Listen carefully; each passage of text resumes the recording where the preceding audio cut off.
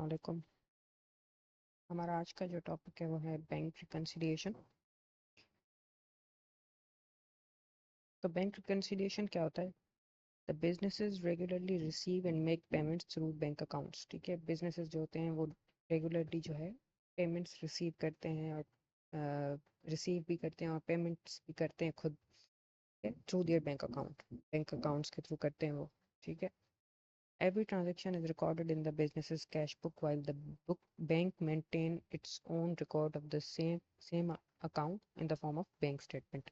अब होता क्या है कि बिजनेसेस अपने पास कैश नहीं रखता। ठीक है, बिजनेस के पास एक बैंक अकाउंट होता है जिसमें वो अपना कैश के लिए वो मेंटेन करता है। अब होता ये है कि जब भी कोई पेमेंट होती है या जब भी कोई जो है पेमेंट रिसीव होती है या बिजनेस जो है कोई एक्सपेंस करता है तो उसकी पेमेंट कर रहा होता है, तो होता ये है कि बिजनेस को वो चीज़ रिकॉर्ड करनी होती है। ठीक है, अब उसके लिए बिजनेस अपने पास एक कैश बुक मेंटेन करता है। ठीक है, जिसमें वो जितनी भी वो पेमेंट्स करेगा या फिर वो जितनी भी पेमेंट्स रिसीव करेगा वो दोनों उसमें रिकॉर्ड करेगा। ठीक है, फॉर एग्जांपल अगर बिजनेस जो है वो रेंट पे कर रहा है, ठीक है, तो होता ये है कि बिजनेस क्या करेगा, उस चीज़ को अपने पास कैश बुक में रिकॉर्ड करेगा कि मैंने ये पेमेंट कर दी है। ठीक है, पेमेंट होगी तो बैंक के थ्रू, लेकिन बिजनेस जो है वो अपने पास कैश बुक में उस चीज़ को रिकॉर्ड करेगा कि मैंने ये पेमेंट की है। अब होता ये है कि जो है बैंक बैंक भी जब पेमेंट कर देगा, ठीक है, जब पेमेंट जो है वो प्रोसेस हो जाएगी और वो रेंट का जो बिल है वो पे हो जाएगा, तो उसके बाद क्या होगा कि बैंक भी अपने पास जो है उस चीज़ को ऑटोमेटिकली वो चीज़ अपडेट हो जाती है। वो होती है बैंक स्टेटमेंट में। ठीक है, एक तो हमारे पास कैश बुक होता है बिजनेस के पास जिसमें वो खुद जो है मैनुअली जो है अपना सारा रिकॉर्ड लिख रहे होते हैं। ठीक है, कैश का कि इतने पैसे आए और इतने पैसे गए। उसके अलावा जो है बैंक जो है जैसे बैंक भी अपने पास जो है वो बैंक खुद तो नहीं करता लेकिन ऑटोमेटिकली जो बैंक स्टेटमेंट है वो अपडेट हो जाती है। जो बैंक का हमारा जो अकाउंट होता है उसकी जो बैंक स्टेटमेंट होती है जिसमें जो है सारी चीज़ें लिखी हुई होती है कि हमने क्या क्या ट्रांजेक्शन्स करी हैं। तो इतनी हमने कैश की पेमेंट की है रेंट के लिए और इस चीज़ के लिए वगैरह वगैरह जो भी होता है वो सारा कुछ अपडेट हो जाता है। ठीक है, तो हमारे पास बेसिकली दो रिकॉर्ड्स होते हैं, एक तो कैश बुक होता है और एक होती है बैंक स्टेटमेंट। ठीक है, ये दोनों चीज़ें हमारे पास बिजनेस के पास होती हैं। ठीक है, इन दोनों चीज़ों से हम अपना कैश का या अकाउंट का जो बैंक अकाउंट का बैलेंस है वो चेक कर सकते हैं। ठीक है, ठीक, तो हमारे पास होता ये कि जो है वो हमारे पास ये दोनों चीज़ें आ गई, कैश बुक, ठीक है, और बैंक स्टेटमेंट।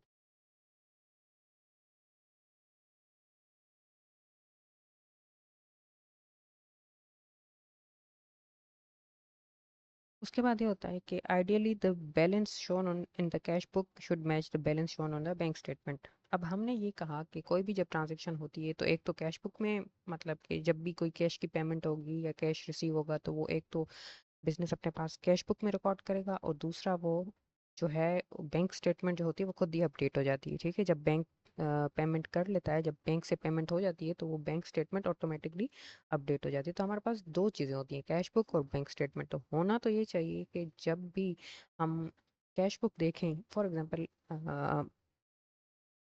हमें देखना है कि हमारे पास कितना कैश है। ठीक है, तो हमने क्या किया, हमने कैश बुक देख लिया, हमारे पास कैश बुक पड़ा हुआ था, हमने कैश बुक देख लिया, उसमें फॉर एग्जांपल कह रहा है कि 2 लाख पड़े हुए हैं हमारे पास। ठीक है, और जब हमने बैंक स्टेटमेंट देखी, ठीक है, तो उसमें आइडियली होना तो ये चाहिए कि हमारे पास बैंक स्टेटमेंट में भी हमारे पास 2 लाख होने चाहिए, यानी कि हमने हमारा जो बैंक अकाउंट है उसमें भी हमारे पास 2 लाख होने चाहिए। अगर हमारा कैश बुक ये दिखा रहा है कि हमारे पास 2 लाख हैं, तो हमारी जो बैंक स्टेटमेंट है वो भी हमें यही दिखानी चाहिए कि हमारे पास 2 लाख हैं। ये आइडियल सिचुएशन है, यानी कि ये वो सिचुएशन है जब हमारे पास जो है वो कोई मिस्टेक ना हुई हो। और अगर जो है वो कोई भी चीज़ें क्या कहते हैं, मतलब ये एक आइडियल सिचुएशन है कि ऐसा होना चाहिए कि हमारे पास कैश बुक और जो हमारी बैंक स्टेटमेंट है वो दोनों मैच करनी चाहिए। ठीक है, आइडियली हमारे पास ऐसा ही होना चाहिए। However, this is often not the case due to timing differences, omissions और errors। लेकिन ऐसा होता नहीं है। ठीक है, लेकिन हमेशा दोनों मैच नहीं करते। कि जो है वो हमने कैश बुक देखा और हमने बैंक स्टेटमेंट देखी, तो कभी कभार ये होता है कि दोनों के जो बैलेंसेस होते हैं वो डिफर कर रहे होते हैं, ठीक है, वो सेम नहीं होते। फॉर एग्जांपल अगर हमारे पास कैश बुक में हमें ये दिखा रहा है कि हमारे पास 2 लाख है, हो सकता है हमारी बैंक स्टेटमेंट में हमें ये दिखा रहा हो कि हमारे पास 1 लाख है, ठीक है। तो ये जो है आइडियल सिचुएशन हमेशा नहीं होती, ठीक है, हो सकती है कभी कभार, लेकिन ये हमेशा नहीं होती, क्योंकि हमारे पास कुछ ऐसी चीज़ें होती हैं जैसे कि टाइमिंग डिफरेंसेस होते हैं, ठीक है। टाइमिंग डिफरेंसेस होते हैं या ओमिशंस। टाइमिंग डिफरेंसेस मतलब टाइम टाइमिंग डिफरेंस का मतलब ये है कि फॉर एग्जांपल मैंने कोई पेमेंट की, ठीक है, मैंने अपने कैश बुक में रिकॉर्ड की, ठीक है। बिजनेस ने जो है जब पेमेंट की तो वो उसने क्या किया कि कैश बुक में रिकॉर्ड करी, ठीक है। अब बिजनेस किस तरह से पेमेंट करेगा, वो अपने बैंक अकाउंट के थ्रू पेमेंट करेगा, ठीक है। उसने पेमेंट की, उसने क्या है अपने कैश बुक में जो है रिकॉर्ड कर ली, ठीक है। फिर हो सकता है कि जब जो है वो बैंक अकाउंट, जब उसका जो बैंक है वो प्रोसेस करने में थोड़ा टाइम लगाएगा, ठीक है। हो सकता है कि वो जो पेमेंट उसने की है बैंक के थ्रू अभी उस बंदे के पास रिसीव नहीं हुई, यानी कि हमारे बैंक अकाउंट से अभी तक माइनस नहीं हुई, ठीक है। हमने तो जो है अपने कैश बुक में उसको अपडेट कर दिया उसी वक्त कि हमने पेमेंट की है, लेकिन उस बंदे को अभी रिसीव नहीं हुई और हमारे जो बैंक अकाउंट है उससे अभी माइनस नहीं हुई, ठीक है। तो इसको हम बोलते हैं टाइमिंग डिफरेंस। और ये क्यों होता है, क्योंकि बैंक प्रोसेस करने में कभी कभी टाइम लगाता है, ठीक है। जब वो टाइम लगाएगा तो होगा क्या कि अगर वो बैंक टाइम थोड़ा सा, फॉर एग्जांपल 1-2 घंटे के बाद जो है प्रोसेस होती है वो पेमेंट, ठीक है, और हमने जो है इसी 1-2 घंटे के बीच में अगर हमने जो है वो अपनी कैश बुक और बैंक स्टेटमेंट को मैच करके देखा, तो ऑफ कोर्स जो हमारी जो कैश बुक है उसमें तो हमारे पास वो माइनस हो गए होंगे, ठीक है, क्योंकि हमने उसी वक्त रिकॉर्ड कर लिया, ठीक है। लेकिन क्योंकि अभी तक बैंक ने प्रोसेस नहीं किया, बैंक को 1-2 घंटे लगे प्रोसेस करने में, तो हमने देखा तो बैंक में हमारे पास वो पैसे पड़े हुए थे लेकिन हमारे पास कैश बुक में नहीं थे, तो हम ये सोचेंगे कि ये डिफरेंट अमाउंट क्यों आ रहे हैं हमारे पास, ठीक है। इसको हम बोलते हैं टाइमिंग डिफरेंसेस। कि टाइमिंग डिफरेंस की वजह से जो है हमारे पास कैश बुक और हमारी जो बैंक स्टेटमेंट है वो मैच नहीं कर रही होती, ठीक है। एक तो रीज़न ये होता है टाइमिंग डिफरेंस। दूसरा रीज़न क्या होता है, ओमिशंस। ओमिशंस का क्या मतलब है, ओमिशंस का मतलब ये फॉर एग्जांपल हमने पेमेंट की, ठीक है, और वो प्रोसेस भी हो गई बैंक के थ्रू, ठीक है, और हमारी बैंक स्टेटमेंट में आ रही है वो पेमेंट, ठीक है, कि हमने ये पेमेंट कर दी है, ठीक है। हमारा जो बैंक का जो बैलेंस है वो कम हो गया है, ठीक है, हमारी पेमेंट हो चुकी है, लेकिन हमने वो पेमेंट जो है वो अपनी कैश बुक में रिकॉर्ड करना हम भूल गए, ठीक है। इसको हम बोलते हैं ओमिशन, कि हमने वो पेमेंट की, बैंक ने प्रोसेस कर ली, ठीक है, हमारा जो बैंक का बैलेंस है वो कम हो गया है, ठीक है, लेकिन हमने उसको जो है वो कैश बुक में रिकॉर्ड करना भूल गए, ठीक है। तो इसको क्या बोलते हैं हम, ओमिशन, ठीक है। हमने ओमिट किया, यानी कि हमने ओमिशन की, मतलब हम रिकॉर्ड करना भूल गए, हमने उस चीज़ को रिकॉर्ड ही नहीं किया, ठीक है। और एरर्स, तीसरा रीज़न एरर्स की वजह से। एरर्स मतलब कोई गलती हो गई, ठीक है।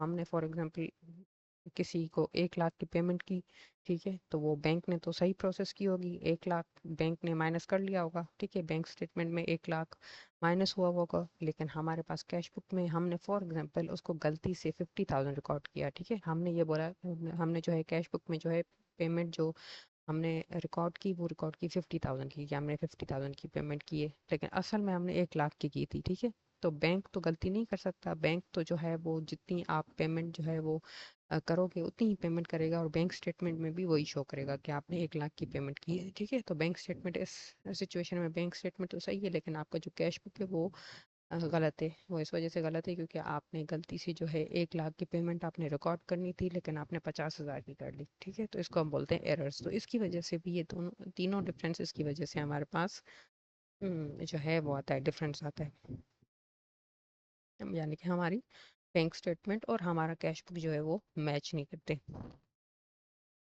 To identify and explain these differences, businesses prepare a bank reconciliation statements. अब हमारे पास जब ये differences आ जाते हैं, जब business जो है वो देखता है कि कैश बुक और हमारी बैंक स्टेटमेंट दोनों चीज़ें मैच नहीं कर रही, तो business क्या करता है कि वो एक बैंक रिकन्सिलेशन स्टेटमेंट बनाता है, ठीक है।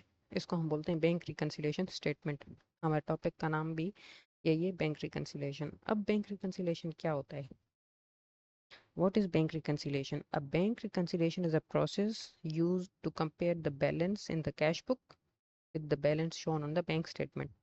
बैंक रिकन्सिलिएशन क्या होती है कि हम जो क्या करते हैं, अपने जो कैश बुक के उसका जो बैलेंस है उसको मैच करवाते हैं अपने बैंक स्टेटमेंट के बैलेंस से, ठीक है। हम कंपेयर करवाते हैं and explain any differences between the two records. और क्या होता है बैंक रिकन्सिलिएशन से कि हमने जो है हमने कंपेयर किया कैश बुक और बैंक स्टेटमेंट को, और जो डिफरेंसेस आ रहे हैं वो क्यों आ रहे हैं उस चीज़ को आइडेंटिफाई करने के लिए। यानी कि हमें ये देखना होता है कि ये जो डिफरेंसेस आ रहे हैं, ये जो अमाउंट जो है कैश बुक में डिफरेंट है और बैंक स्टेटमेंट में डिफरेंट है, तो ये किस चीज़ की वजह से है, उस रीज़न को आइडेंटिफाई करने के लिए हम बैंक रिकन्सिलिएशन बनाते हैं, ठीक है। The objective is to ensure that the business cash records are accurate and complete. इसका मकसद क्या होता है कि हमें ये पता चले कि जो है बिजनेस के, हम ये इंश्योर कर सकें बिजनेस का जो कैश का रिकॉर्ड है वो कंप्लीट है और एक्यूरेट है, ठीक है।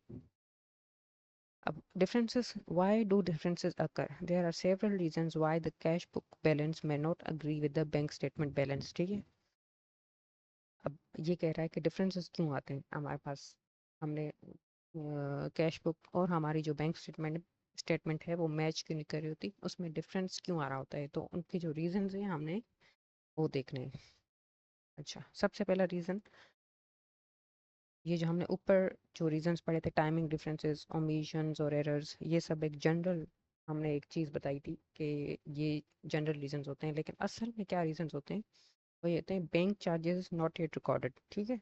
First reason, bank charges record नहीं हुए होते किस चीज़ में, बैंक में डिडक्ट फीस, सर्विस चार्जेस और other expense directly from bank account, ठीक है।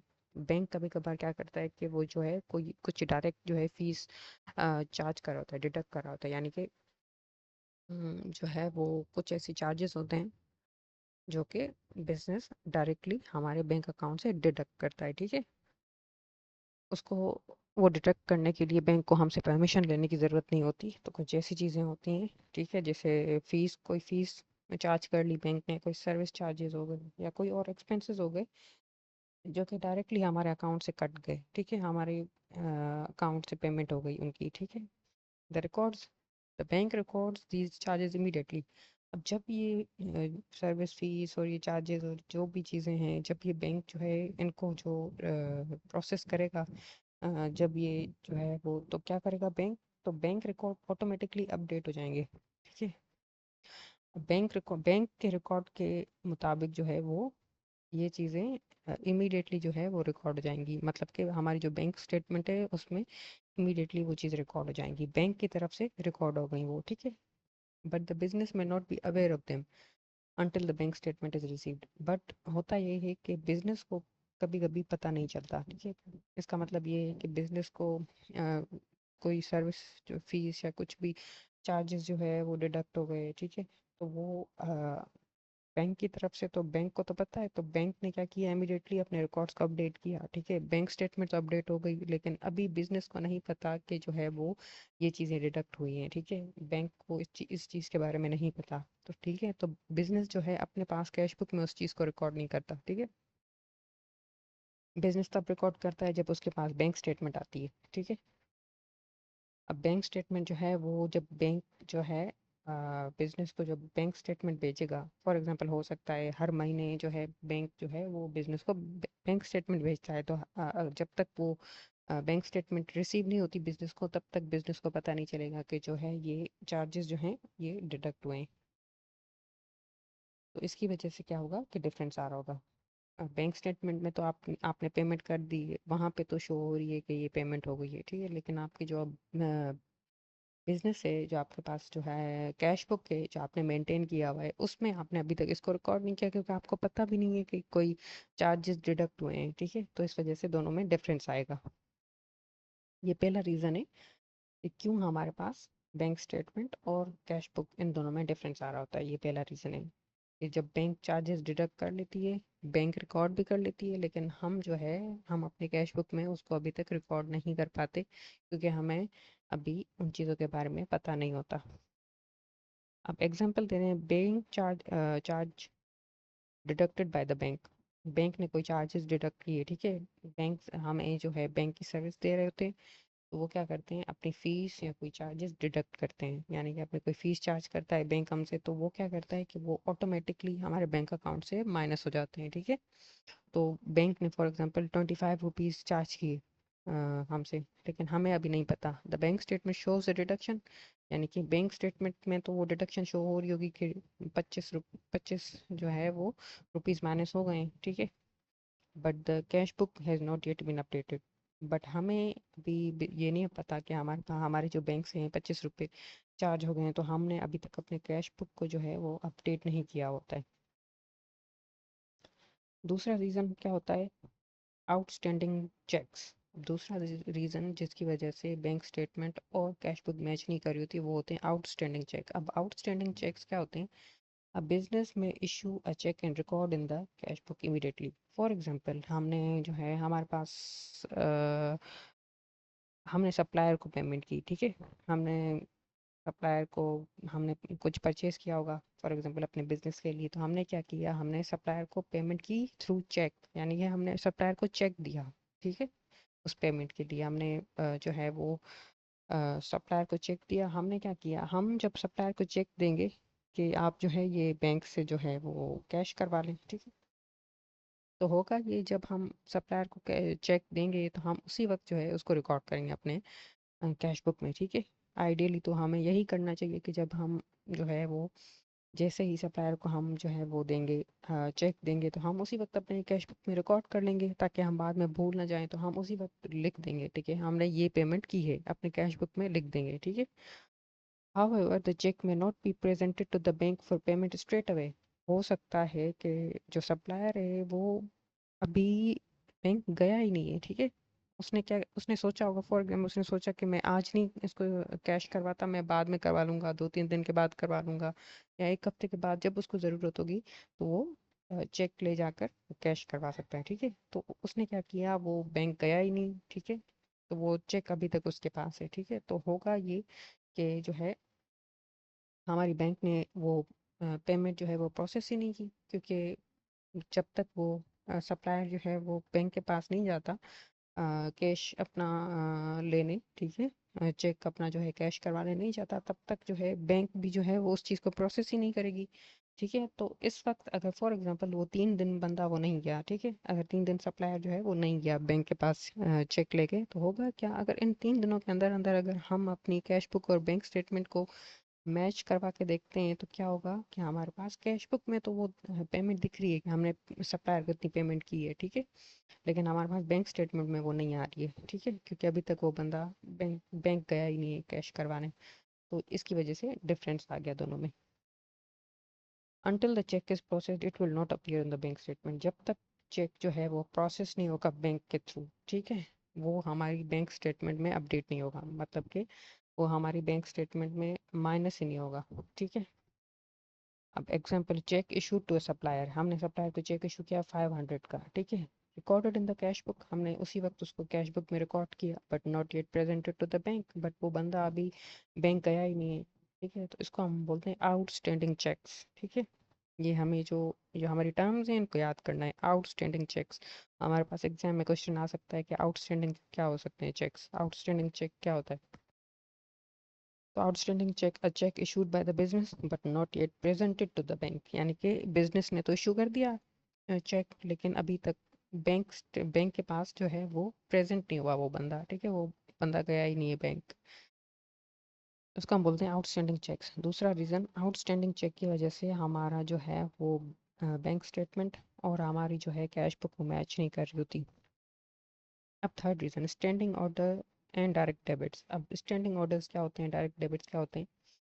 स्टैंडिंग ऑर्डर्स वो चीज़ होती है कि हमने जो है हम अपने बैंक को एक इंस्ट्रक्शन दे देते हैं कि आपने फॉर एग्जांपल हर महीने जो है वो रेंट की पेमेंट करनी है, ठीक है। हमने क्या किया, हमारा रेंट का अग्रीमेंट हुआ है किसी के साथ, हम क्या क्या होता है कि हम हर महीने जो है वो रेंट की पेमेंट करते हैं। फॉर एग्जांपल, हम हर महीने की लास्ट डेट को 30th को फॉर एग्जांपल हम रेंट की पेमेंट करते हैं। तो हमने क्या किया कि हमने बैंक को बोल दिया कि जो है आप हर महीने हमारी तरफ से जो है वो आप पेमेंट करेंगे रेंट की, हर जो है महीने की 30th को आपने पेमेंट करनी है रेंट की, ठीक है, ऑन आवर बिहाफ। क्योंकि हम हो सकता है भूल सकते हैं या कुछ भी हो सकता है, तो हम क्या करते हैं, बैंक को ये इंस्ट्रक्शन दे देते हैं कि आपने हर महीने जो है रेंट की पेमेंट करनी है इस डेट को। फॉर एग्जांपल 30th को, हर महीने की 30th को आपने रेंट की पेमेंट करनी है इस बंदे को, फॉर एग्जांपल आपने इसको पेमेंट कर देनी है, ठीक है। तो इसको हम बोलते हैं स्टैंडिंग ऑर्डर्स, ठीक है। स्टैंडिंग ऑर्डर्स मतलब आपने अपने बैंक को इंस्ट्रक्शन दे दी कि आपने हर महीने जो है पेमेंट करनी है किसी चीज़ की।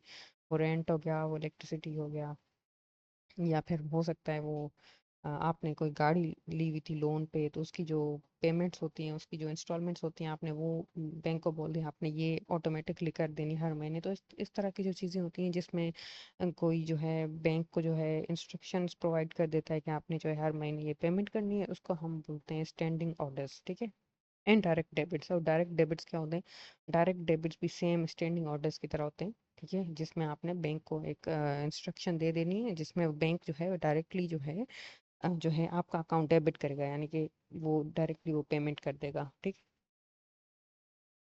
सर्टेन पेमेंट्स में be made automatically bye the bank on the behalf of the business. अब बिजनेस के बिहाफ पे कुछ पेमेंट्स जो हैं बैंक ऑटोमेटिकली करता है, जैसे कि examples include rent payments, rent हो गया, लोन रीपेमेंट्स, आपने लोन लिया हुआ है उसकी रीपेमेंट आपको हर महीने करनी है इंस्टॉलमेंट्स पे, तो लोन की रीपेमेंट हो गई। इंश्योरेंस प्रीमियम्स, यानी कि आपने इंश्योरेंस लिया था उसकी जो आपने पेमेंट करनी होती है, तो वो आपने स्टैंडिंग ऑर्डर्स आपने बैंक को दे दिए, या डायरेक्ट डेबिट्स आपने बैंक को दिए कि आपने हर महीने जो है इसकी पेमेंट करनी है। यूटिलिटी बिल्स हो गए, आपके जो बिल्स होते हैं उनकी जो है स्टैंडिंग ऑर्डर जो है आप बैंक को इंस्ट्रक्शंस दे देते हो, ठीक है। If the business has not yet recorded these payments, a difference will arise, ठीक है। अब आपने बैंक को बोल दिया कि आपने पेमेंट करनी है, बैंक ने पेमेंट हर महीने करना शुरू कर दी, ठीक है। बैंक हर महीने वो पेमेंट कर रहा है 30th को, बट होता ये है कि हम फॉर एग्जांपल बैंक ने तो 30th ऑफ, ठीक है, for example 30th of December को रेंट की पेमेंट कर दी, ठीक है, लेकिन हमने उसको रिकॉर्ड नहीं किया अपने कैश बुक में।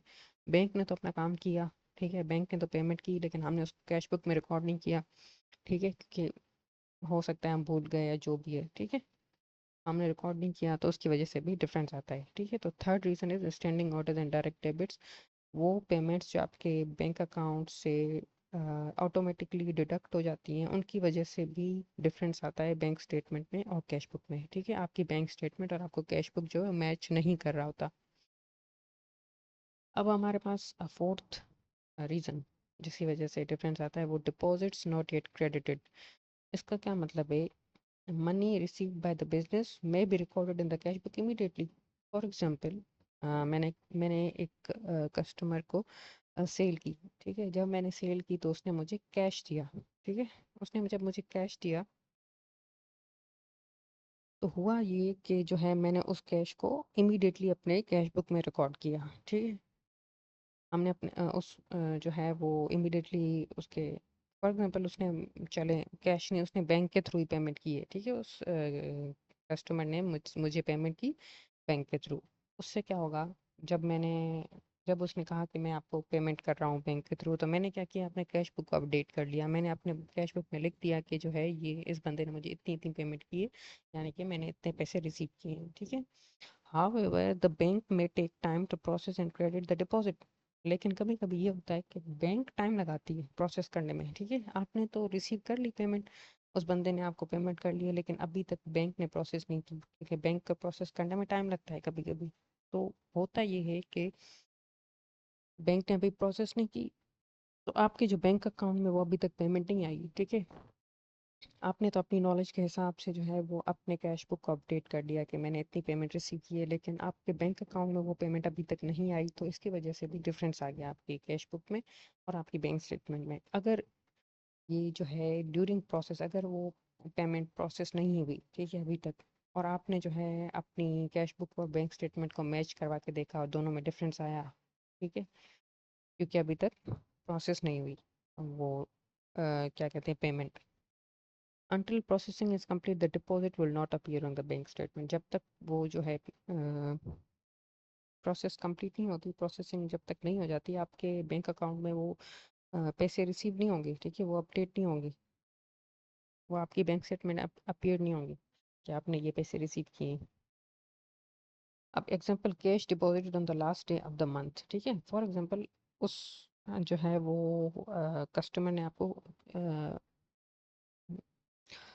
कैश दिया था, ठीक है, कैश दिया था, और आपने क्या किया, आपने जब कैश रिसीव किया आपने अपने जो है वो बैंक में, यानी कि आपने अपनी कैश बुक में रिकॉर्ड किया उसको, ठीक है, लेकिन आप वो कैश जो है वो गए आपने बैंक बैंक में डिपॉजिट करवाने, ठीक है, लेकिन आप जो है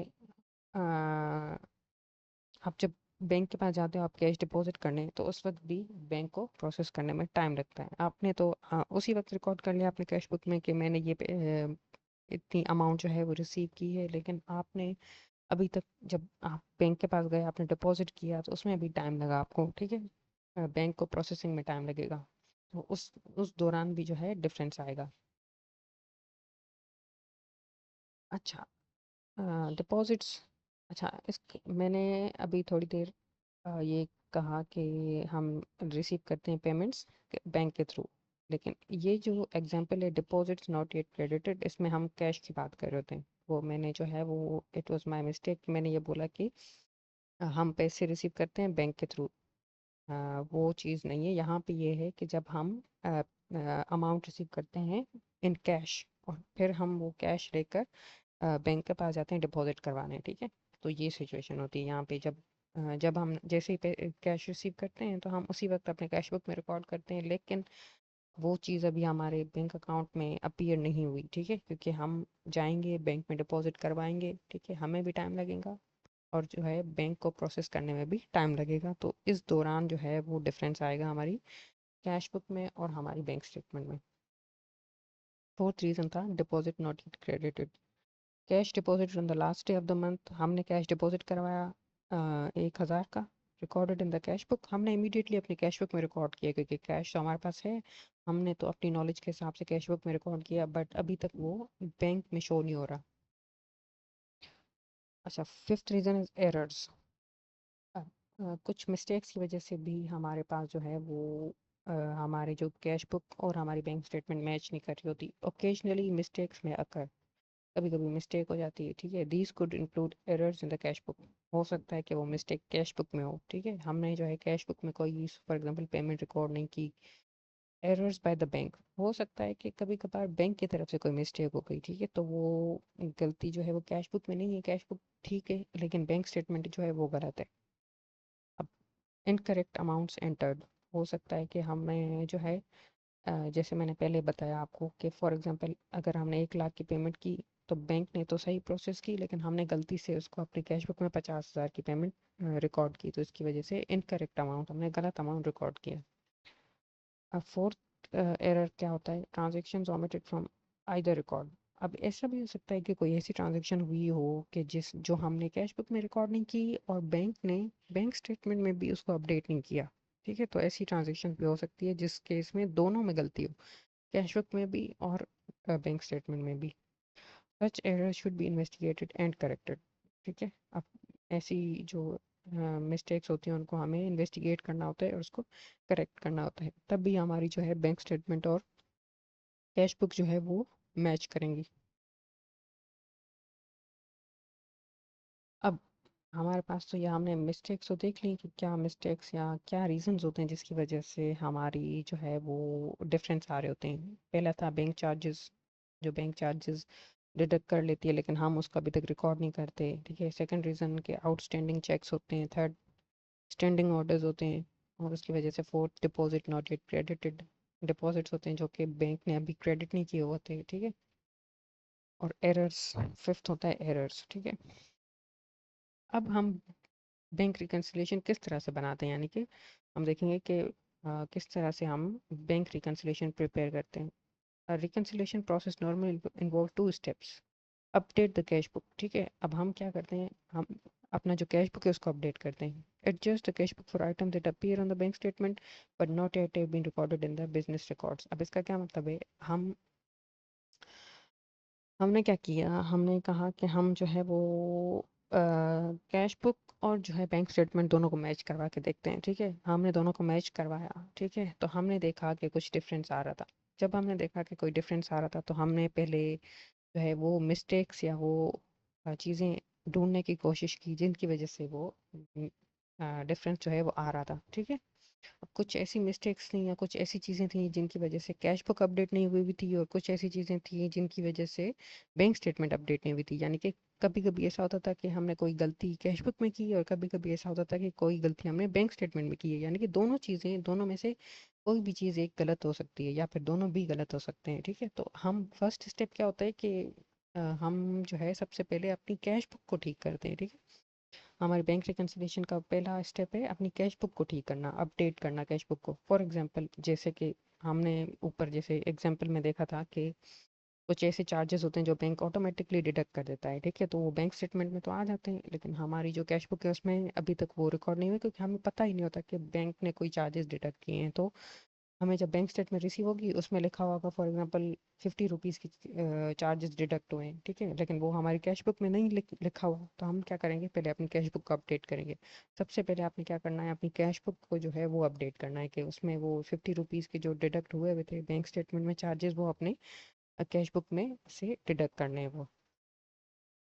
अब इसका क्या मतलब है, adjust the cash book for item that appear on the bank statement. वो आइटम्स जो बैंक स्टेटमेंट में तो अपीयर हो रहे हैं लेकिन आपकी कैश बुक में अभी अपीयर नहीं हो रहे, उनको आपने ठीक करना है। ठीक है, जैसे कि बैंक चार्जेस हो गए, इंटरेस्ट रिसीव्ड। फॉर एग्जांपल, कभी कभी हमने किसी को लोन दिया हुआ है। ठीक है, बैंक को हमने लोन दिया दिया हुआ है। ठीक है, यानी कि सॉरी, लोन नहीं, हमने क्या किया, हमने सेविंग्स अकाउंट हमारा बना हुआ है हमारी बैंक में, तो हम क्या करते हैं, हर महीने इंटरेस्ट रिसीव करते हैं। ठीक है, इंटरेस्ट हमारी इनकम होती है। ठीक है, वो रिसीव करते हैं, तो वो भी हमने कभी कभार जो है कैश बुक में अपडेट नहीं की हुई थी, लेकिन वो बैंक स्टेटमेंट में तो आ रही होती, क्योंकि बैंक में तो डायरेक्टली वो पेमेंट रिसीव हो गई इंटरेस्ट की। ठीक है, लेकिन जो है हमारा कैश बुक उसकी वजह से अपडेट नहीं हुआ हुआ, तो हम उसको कैश बुक को अपडेट करेंगे। उसके अलावा क्या, डायरेक्ट डेबिट्स जो थे, जिसमें जो है वो डायरेक्ट डेबिट्स क्या होते थे, डायरेक्ट डेबिट्स मतलब हमने जो है डायरेक्टली बैंक को जब हम इंस्ट्रक्शन देते थे कि आप हर महीने जो है रेंट की फॉर एग्जांपल पेमेंट करो, या किसी भी चीज़ की आपने हर महीने पेमेंट करनी है, इसको हम डायरेक्ट डेबिट कहते हैं। तो वो भी आपने कैश बुक में अपडेट करना है। ठीक है, स्टैंडिंग ऑर्डर्स और डायरेक्ट डेबिट दोनों सेम चीज़ें। आपने दोनों ये सारी चीज़ें जो हैं सबसे पहले आपने अपनी कैश बुक को अपडेट करना है। ठीक है, अब आपने ये खुद सोचना है कि जब बैंक चार्जेस की बात हो रही है, तो ये तो बैंक चार्जेस तो वो चीज़ें के जो है वो कैश बुक में, सॉरी, बैंक स्टेटमेंट में ऑटोमेटिकली अपडेट हुई हुई होगी, लेकिन ये कैश बुक में नहीं होगी। इंटरेस्ट रिसीव्ड, ये भी ऐसी चीज़ है कि बैंक में तो बैंक स्टेटमेंट तो इसकी वजह से सही होगी क्योंकि इंटरेस्ट रिसीव हुआ है बैंक में, लेकिन आपको पता नहीं था तो आपने कैश बुक में रिकॉर्ड नहीं किया, तो इसकी वजह से कैश बुक गलत है, बैंक स्टेटमेंट सही है। डायरेक्ट डेबिट्स और स्टैंडिंग ऑर्डर्स में भी ये एक लॉजिकल चीज़ है कि बैंक ने ऑटोमेटिकली प्रोसेस की पेमेंट। ठीक है, तो क्या हुआ कि बैंक में तो बैंक स्टेटमेंट में तो वो चीज़ आ रही होगी, लेकिन वो चीज़ कैश बुक में नहीं आ रही होगी। ठीक है, तो आपने जो रीजंस जब देखने हैं, आपने ये खुद आपने सोचना है कि इस चीज़ की वजह से बैंक स्टेटमेंट गलत होगी, या इस चीज़ की वजह से जो है हमारा कैश बुक गलत होगा। ठीक है, तो जैसे आपने bank charges, interest receive, direct debit, standing order, ये देख के आपको पता लग गया कि इसकी वजह से जो है वो बैंक स्टेटमेंट तो हमारी सही होगी, लेकिन इसकी वजह से हमारा कैश बुक सही नहीं होगा। ठीक है, तो आपने फर्स्ट स्टेप क्या करना है, आपने पहले कैश बुक को अपडेट करना है। ठीक है, अब second step, after updating the cash book, prepare a bank reconciliation statement to account for timing differences such as outstanding cheques and deposit in transit. इसका मतलब क्या है, आपने पहले तो आपने बैंक स्टेटमेंट अपडेट की, उसके बाद आपने क्या किया कि आपने आउटस्टैंडिंग चेक्स और deposit in transit. Outstanding cheques क्या होते थे, आउटस्टैंडिंग चेक्स वो होते थे कि मैंने फॉर एग्जांपल किसी सप्लायर को, जब मैंने अपने जो एग्जांपल दिया था आपको, वो ये था कि सप्लायर को हमने कैश चेक दिया। ठीक ठीक है, लेकिन वो अभी तक बैंक के पास गया ही नहीं है उसको कैश करवाने, तो इसको हम बोलते हैं आउटस्टैंडिंग चेक्स। ठीक है, तो ये चीज़, अब आप ये सोचें कि जो आउटस्टैंडिंग चेक हैं, अब आउटस्टैंडिंग चेक की वजह से हमारा कैश बुक गलत होगा या बैंक स्टेटमेंट गलत होगी। ठीक है, आपने ये सोचना है। अब हमने जब चेक चेक दिया था उसको, ठीक है, तो हमने क्या किया, हमारी नॉलेज में तो था कि हमने चेक दिया है, तो हमने उसी को इमीडिएटली उसी वक्त जो है अपनी कैश बुक में रिकॉर्ड किया होगा। ठीक है, हमने अपनी कैश बुक में रिकॉर्ड किया होगा उसको उसी वक्त, लेकिन क्योंकि वो बंदा अभी तक बैंक गया नहीं है, ठीक है, अभी तक वो उसने जो है वो चेक जो था वो कैश नहीं करवाया, तो उसकी वजह से क्या होगा कि बैंक स्टेटमेंट जो है वो गलत होगी। इस केस में हमारी कैश बुक ठीक है, बैंक स्टेटमेंट जो है वो गलत है, ठीक है। और deposit in transit, deposit in transit आपने सोचने क्या होते हैं। डिपॉजिट इन ट्रांजिट वो होते हैं कि मैंने फॉर एग्जांपल कस्टमर ने मुझे चेक दिया या कैश दिया, ठीक है। कस्टमर ने मुझे फॉर एग्जांपल कैश दिया, मैंने कैश रिसीव किया।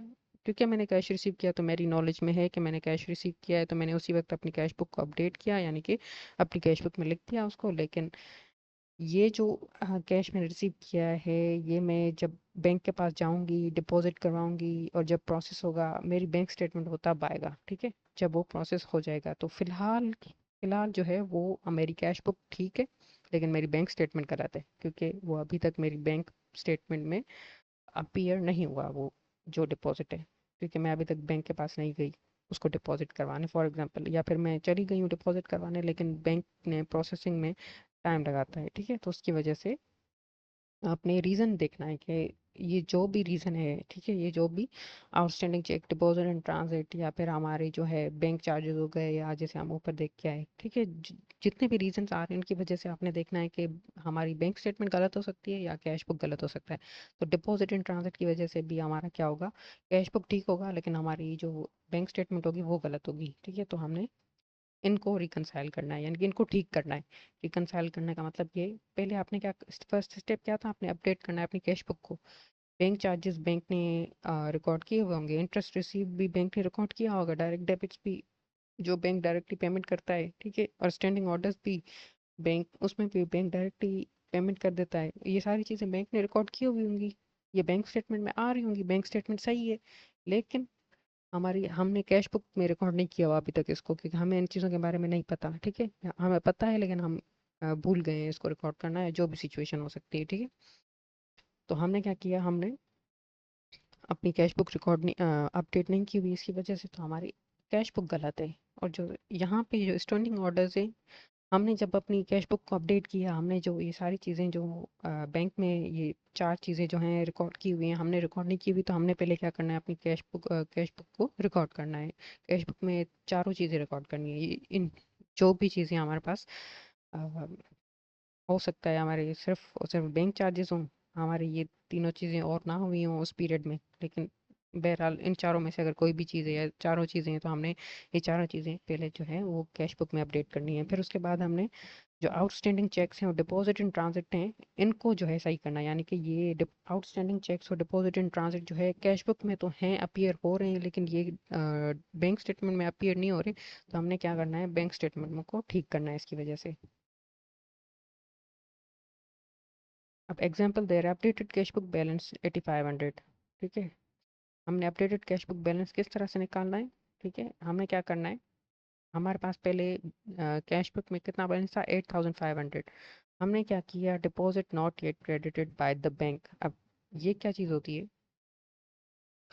ये जो है डिपॉजिट इन ट्रांजिट की बात हो रही है कि जब हमने तो कैश रिसीव किया किसी से, फॉर एग्जांपल हमने जो है वो अम, एक बंदे से कैश रिसीव किया, फॉर एग्जांपल हमने कस्टमर से जैसे कैश रिसीव किया था, लेकिन हमने अभी तक वो डिपॉजिट नहीं करवाया, ठीक है। तो इस सिचुएशन में क्या होगा, हमने रिसीव किया था, हमने जब रिसीव किया हमने उसी वक्त कैश बुक अपडेट की, लेकिन इसकी वजह से बैंक स्टेटमेंट अपडेट नहीं होगी। तो हमने क्या करना है, हमें अभी बैंक स्टेटमेंट का बैलेंस निकालना है ना। तो हमने क्या करना है, हमने वो ऐड कर देना है बैलेंस, यानी कि अ, अपनी जो है वो, हमने ऊपर क्या किया, फर्स्ट स्टेप क्या था, अपडेट द कैश बुक। हमने जब कैश बुक अपडेट कर लिया ना, ठीक है, हमारे पास एक अपडेटेड कैश बुक बैलेंस आ जाएगा। जब हमने अपनी कैश बुक में थी चारों चीज़ें रिकॉर्ड कर ली, bank charges, interest receive, direct debit, standing orders, क्योंकि ये चीज़ें बैंक स्टेटमेंट में थी लेकिन हमारी कैश बुक में नहीं थी, तो हमने सबसे पहले ये चारों चीज़ें जो हैं अपनी कैश बुक में रिकॉर्ड की।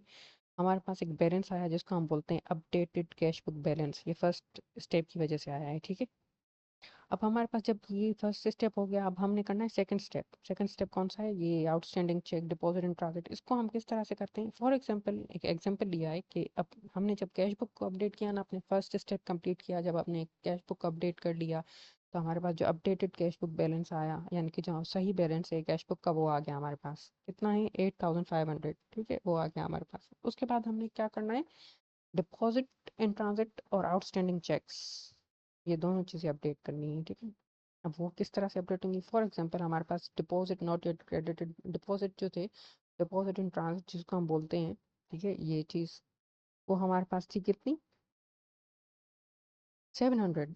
अब हमें क्या करना है, इसको ऐड करना है या लेस करना है, ये सोचना पड़ेगा हमें। Deposit not yet credited by the bank, ये वो डिपॉजिट हैं जो हमने कैश बुक में लिखे हुए थे, यानी कि कस्टमर ने मुझे पैसे दिए, ठीक है, मुझे कैश दिया, वो मैंने अपनी कैश बुक में प्लस कर दिया, ठीक है। मतलब कि मैंने अपनी कैश बुक में तो प्लस किया, लेकिन मैंने अपनी बैंक स्टेटमेंट में अभी तक उसको प्लस नहीं किया होगा, क्योंकि बैंक ने जो है बैंक स्टेटमेंट में प्लस नहीं किया होगा, क्योंकि मैंने अभी तक वो जो कैश है वो मैं अभी तक बैंक के पास नहीं गई डिपॉजिट करवाने, ठीक है। अब क्या होगा कि मुझे क्या करना होगा, वो बैंक स्टेटमेंट प्लस करना होगा, ठीक है। वो कैश बुक में ऑलरेडी प्लस हुआ हुआ था, बैंक स्टेटमेंट में नहीं हुआ हुआ था, तो मैं क्या करूँगी, उसको प्लस कर लूँगी, ठीक है। और अपडेटेड कैश बुक बैलेंस में मैं क्या करूँगी, जो हमने वो प्लस कर लूँगी उसमें, क्योंकि हमें अभी निकालना है बैंक स्टेटमेंट का बैलेंस, ठीक है। बैंक स्टेटमेंट का जो सही बैलेंस है वो निकालना है। तो इसका मतलब ये है कि अभी हम जो करेक्शंस कर रहे हैं ना, वो बैंक स्टेटमेंट में कर रहे हैं, ठीक है। हम बैंक स्टेटमेंट में क्या करते हैं, सबसे पहले तो जो हमने कैश बुक को अपडेट किया था, कैश बुक को सही किया था, वो बैलेंस लेकर आएंगे हम। फिर उसमें जो चीज़ें अभी बैंक स्टेटमेंट में रिकॉर्ड नहीं हुई हुई ना, वो रिकॉर्ड करेंगे, ठीक है। हमारे पास हमने जब कैश बुक को सही किया, हमारे पास बैलेंस था 8500 का, ठीक है। फिर हमने अब इसमें वो चीज़ें सही करनी है जो बैंक स्टेटमेंट में अभी तक नहीं सही की हुई, यानी कि जो बैंक स्टेटमेंट में अपीयर नहीं हो रही, होनी चाहिए लेकिन अभी तक नहीं हुई, ठीक है। तो डिपॉजिट था वो प्लस होगा बैंक स्टेटमेंट में। प्लस क्यों होगा? क्योंकि ये वो पैसे हैं जो मैंने रिसीव कर लिए हैं, अभी तक बैंक स्टेटमेंट में शो नहीं हो रहे, लेकिन इन फ्यूचर वो आ जाएंगे बैंक में, ठीक है, क्योंकि वो अमाउंट मैं डिपॉजिट करवाने वाली हूँ, ठीक है। वो आज या कल या परसों जो है वो बैंक स्टेटमेंट में आ जाएंगे। तो ये ऐड करना है आपने कि ये प्लस कर देनी है आपने ये अमाउंट, ठीक है। अब हो गया, अब आपने आउटस्टैंडिंग चेक्स, आउटस्टैंडिंग चेक्स क्या होते थे? आउटस्टैंडिंग चेक्स वो होते थे जो कि मैंने किसी सप्लायर को पेमेंट की, मैंने चेक दिया उसको, ठीक है, लेकिन वो बंदा अभी बैंक के पास नहीं गया, वो सप्लायर बैंक के पास नहीं गया, ठीक है। तो उसकी वजह से क्या होगा, मैंने जब उसको चेक दिया होगा तो मैंने उसी वक्त अपने कैश बुक में से माइनस किया हुआ होगा, ठीक है। लेकिन ये चीज़ अभी बैंक स्टेटमेंट में से माइनस नहीं हुई भी, लेकिन इन फ्यूचर होगी, क्योंकि आज या कल या 3 दिन बाद जब भी वो सप्लायर बैंक के पास जाएगा कैश करवाने, तो वो अमाउंट मेरे बैंक स्टेटमेंट में से माइनस हो जाएगी। तो हम मैंने क्या करना है, वो माइनस कर देनी है वो अमाउंट, ठीक है, बैंक स्टेटमेंट में से, ठीक है। यहाँ पे बैंक स्टेटमेंट को माइनस करने का मकसद ये नहीं है कि मैं जो है वो बैंक के पास जाती हूँ और बैंक को बोलती हूँ कि आप माइनस कर दें, इसका मतलब ये नहीं है। इसका मतलब ये है कि ये मैं एक बैंक स्टेटमेंट अपनी तरफ से बना रही हूँ, ये वो बैंक स्टेटमेंट नहीं है जो कि बैंक ने मुझे दी है, ये वो एक अलग से मैं अपनी बैंक स्टेटमेंट बना रही हूँ। ये क्यों बनाते हैं हम, ये सिर्फ देखने के लिए कि जो हमारी जो है बैंक स्टेटमेंट है और हमारा कैश बुक है, जो इनकी ये जो अमाउंट आ रहे हैं वो सेम है या नहीं, वो एक हम अलग से एक बैंक स्टेटमेंट बनाते हैं, ठीक है। तो मैंने क्या किया, आउटस्टैंडिंग चेक जो कि मैंने सप्लायर को चेक दिया था, वो मैंने इमीडिएटली कैश बुक में से माइनस किया था, लेकिन वो बैंक स्टेटमेंट में नहीं अपीयर हो रहा अभी तक, क्योंकि वो सप्लायर बैंक के पास नहीं गया। तो मैं क्या करूँगी, उस बैंक स्टेटमेंट में से माइनस कर लूँगी कि ये इन फ्यूचर माइनस होना ही है, तो मैं अभी उसको माइनस कर लेती हूँ ताकि मुझे पता चल जाए कि मेरा बैलेंस जो है दोनों में सही है या नहीं, ठीक है। इसी तरह से डिपॉजिट के केस में यही था, deposit not yet credited by the bank. उसमें क्या होता था कि किसी ने मुझे पेमेंट की, कैश दिया, कस्टमर ने मुझे कैश दिया, मैंने वो कैश बुक में प्लस कर लिया था उसी वक्त, लेकिन क्योंकि मैं अभी तक बैंक के पास नहीं गई डिपॉजिट करवाने, तो उसकी वजह से क्या होगा कि मैं, लेकिन क्योंकि मैं फ्यूचर में कल परसों या कभी भी जाऊंगी तो वो डिपॉजिट ही होना है इन फ्यूचर, तो मैं अभी से उसको प्लस कर देती हूँ बैंक स्टेटमेंट में, ठीक है। हमने क्या करना है, अपडेटेड कैश बुक बैलेंस लेना है। अपडेटेड कैश बुक बैलेंस कहाँ से आया? जो हमारे पास कैश बुक का बैलेंस था, फर्स्ट स्टेप, ठीक है, जो हमारा कैश बुक का बैलेंस था उसको हमने अपडेट किया, किस चीज़ से? बैंक चार्जेस उसमें से माइनस किए, उसमें से हमने इंटरेस्ट रिसीव जो था वो प्लस कर दिया, उसमें जो डायरेक्ट डेबिट से, ठीक है, वो क्या किए होंगे हमने, डायरेक्ट डेबिट्स और स्टैंडिंग ऑर्डर्स माइनस किए होंगे, ठीक है। अब माइनस करना है प्लस करना है ये आपने सोचना है, क्योंकि बैंक चार्जेस क्या होते हैं, जो बैंक ने कुछ चार्जेस डिडक्ट किए, यानी कि आपका एक्सपेंस है, आपने माइनस किया वो अपनी कैश बुक से। इंटरेस्ट रिसीव्ड आपकी इनकम है, ठीक है, आपने इंटरेस्ट रिसीव किया है तो वो आप प्लस कर देंगे कैश बुक में। डायरेक्ट डेबिट्स और स्टैंडिंग ऑर्डर्स क्या होते हैं? आपने बैंक को इंस्ट्रक्शन दिए कि आपने ये फॉर एग्जांपल रेंट की पेमेंट मंथली आपने कर देनी है हर महीने, तो ये आपका एक्सपेंस है दोनों, तो ये आप कैश बुक में से माइनस कर लेंगे। ये चारों चीज़ें जब अपडेट हो गई, यानी कि प्लस माइनस ये सारी चीज़ें हो गई, आपके पास एक बैलेंस आया जिसको हम बोलते हैं अपडेटेड कैश बुक बैलेंस। जब ये बैलेंस आ गया तो फिर आपने जो डिपॉजिट इन ट्रांजिट जिसको हम बोलते हैं, या डिपॉजिट नॉट येट क्रेडिटेड, ठीक है, वो आपने ऐड कर देने। उसके बाद आपने जो आउटस्टैंडिंग चेक्स हैं वो माइनस कर देने। जब आपने ये सारी चीज़ें कर दी तो आपके पास एक बैलेंस आएगा जिसको हम बोलते हैं बैंक स्टेटमेंट बैलेंस, ठीक है। 8500 की अमाउंट थी, उसमें से आपने 700 उसमें प्लस कर दिए, आपने लेस कर दिए 400, हमारे पास बैलेंस आया 8800। The difference is fully explained by the timing differences of the records are considered correct, ठीक है। अब ये हमारे पास एक बैलेंस आ गया, इसको हम बोलते हैं बैंक रिकन्सिलिएशन। कैश बुक का अपडेटेड बैलेंस निकाला, फिर हमने बैंक स्टेटमेंट का बैलेंस जो है वो निकाला, ठीक है। अब हमारे पास इंपॉर्टेंस क्या है बैंक रिकन्सिलिएशन की, हम क्यों करते हैं bank reconciliation? The bank reconciliations are an essential internal control procedure because they help to.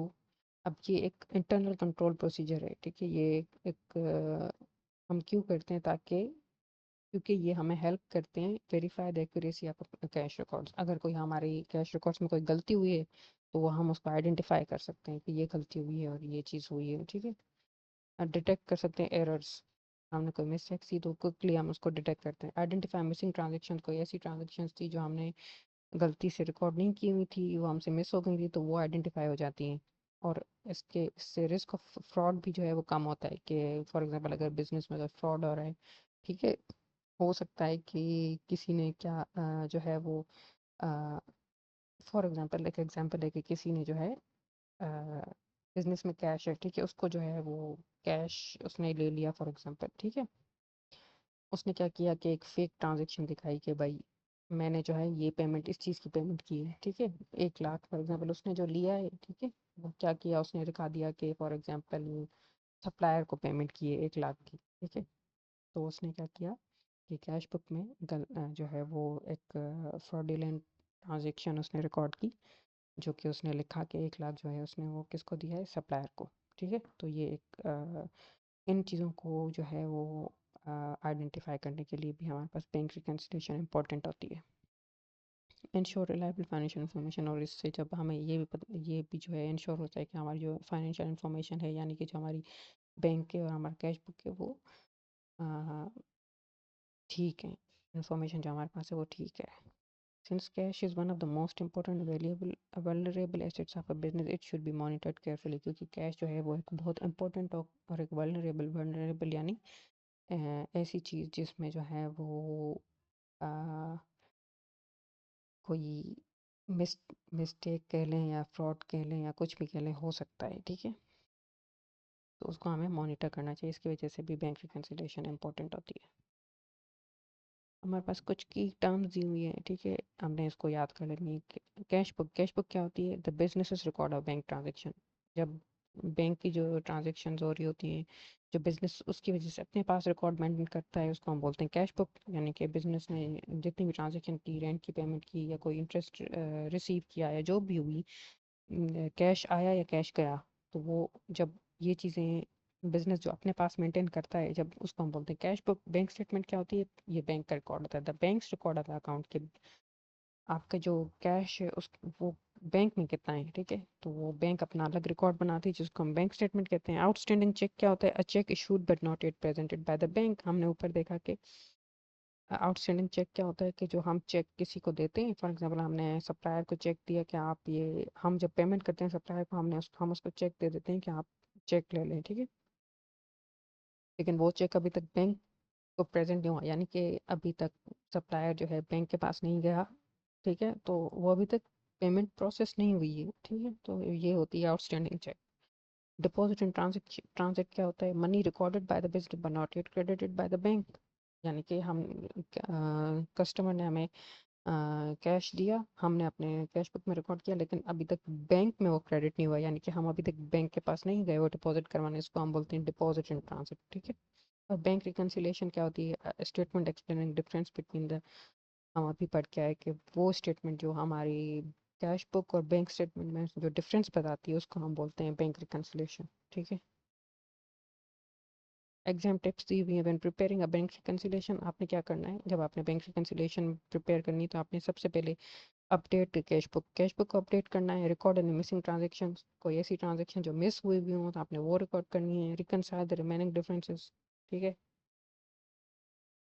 आपने कैश बुक अपडेट किया, फिर वो ट्रांजेक्शन आपने रिकॉर्ड की जो मिस हुई थी आपने रिकनसाइल किया। रिकनसाइल क्या होता है? जिसमें आपने डिपॉजिट इन ट्रांजिट और आउटस्टैंडिंग चेक्स को लिखना होता है। ठीक है, आपने ये डिपॉजिट इन ट्रांजिट और आउटस्टैंडिंग चेक्स अपने बैंक स्टेटमेंट में अपडेट करने होते हैं क्योंकि ये दोनों चीज़ें कैश बुक में ऑलरेडी लिखी हुई होती हैं। ठीक है, Remember that outstanding checks and deposit in transit are usually timing differences. आप ये याद रखना है कि जो आउटस्टैंडिंग चेक्स और डिपॉजिट इन ट्रांजिट हैं ये दोनों टाइमिंग डिफरेंसेस है, यानी कि एक टाइम की वजह से मसला आ रहा है, ये कोई गलतियां या एरर्स नहीं है। ठीक है, क्योंकि आउटस्टैंडिंग चेक्स में ये होता है कि हमने सप्लायर को पेमेंट की, सप्लायर अभी तक नहीं गया बैंक के पास, तो ये एक टाइमिंग की वजह से, ठीक है, वो 2-3 दिन के बाद जाएगा, लेकिन अब इवेंचुअली जो है वो हमारी बैंक अपडेट होगी। ठीक है, क्योंकि 2 या 3 दिन के बाद जब सप्लायर जाएगा तो वो अपडेट हो जाएगी खुद ही, तो ये कोई गलती नहीं है, ये एक टाइमिंग का डिफरेंस है। और आउटस्टैंडिंग चेक्स पे भी और direct deposit,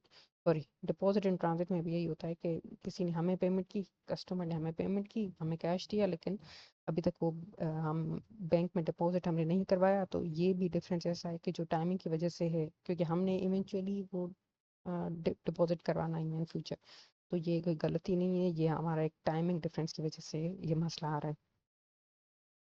A correctly prepared bank reconciliation should explain all the differences between the cash book and bank statement. अगर आपने बैंक reconciliation statement सही बनाई है तो वो जितने भी डिफरेंसेस आ रहे थे ना वो सही हो जाएंगे, यानी कि आपका कैश बुक का बैलेंस और आपके बैंक स्टेटमेंट का बैलेंस ठीक हो जाएगा, दोनों का बैलेंस जो है वो सेम हो जाएगा।